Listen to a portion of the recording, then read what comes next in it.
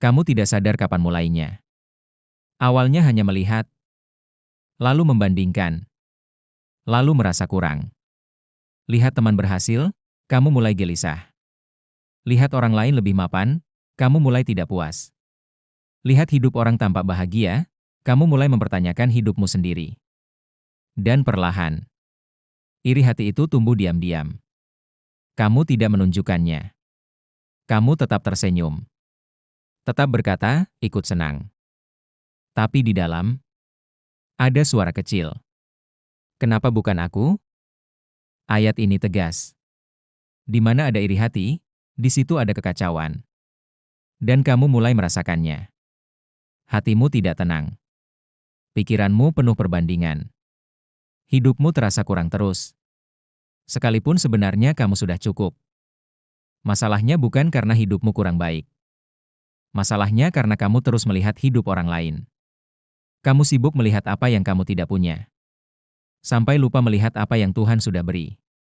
Kamu melihat hasil orang lain, tapi tidak melihat proses mereka.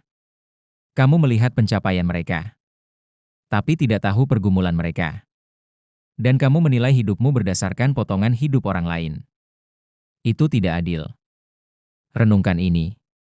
Berapa sering kamu membandingkan hidupmu hari ini? Apakah kamu benar-benar bersyukur? Atau hanya merasa kurang? Apa saja berkat yang sudah kamu abaikan karena terlalu fokus pada milik orang lain? Iri hati itu licin. Dia tidak terasa seperti dosa besar. Tapi efeknya menghancurkan.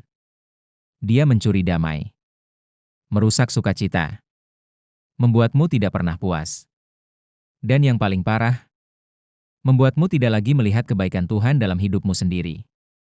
Hari ini, berhentilah membandingkan. Tuhan tidak pernah menciptakan hidupmu untuk jadi salinan orang lain. Dia punya jalan, waktu, dan rencana yang berbeda untukmu. Yang kamu lihat di orang lain, bukan ukuran untuk hidupmu. Mulailah melihat ke dalam.